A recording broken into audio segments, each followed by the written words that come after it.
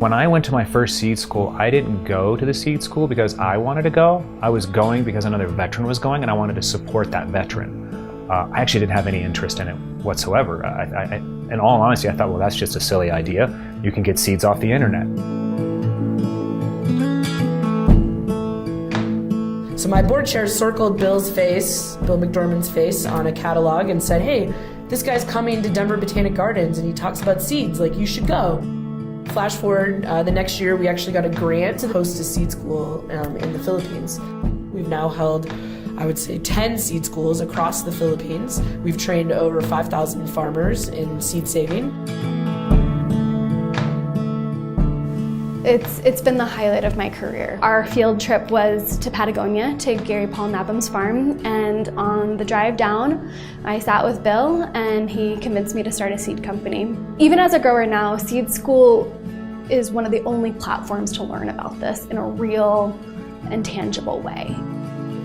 A really big part of it too is to see, where other seed students are coming from, and to hear their stories and to learn from them.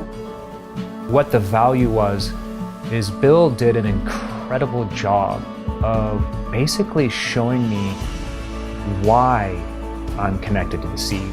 Not just teaching you, like, here's a seed that goes in the dirt and this is what it does. It was, this is how you're connected to it and how the entire history of humans are connected to it.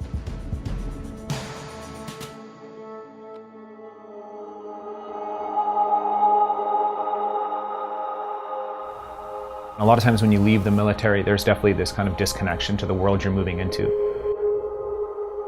It was kind of a way to get them sometimes out of that state of they don't have value or they don't want to be involved, with people around them, by kind of giving them something that, was a bridge to that process. You can't grow a delicious tomato and give it to somebody without feeling joy when they bite into it. We went to markets, we just kind of asked people if they cared about this, and as it turned out, they really, really did. We are dealing with a very broad group of people that might not talk to each other otherwise, but they can gather around seeds, they can gather around growing food, and that is incredibly encouraging. Both gardening and creating art are about noticing beauty, about being a part of life.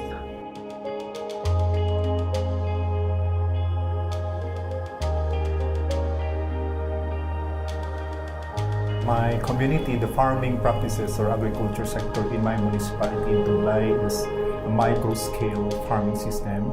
We are trying to be revived on how we store back and produce more of our indigenous seeds.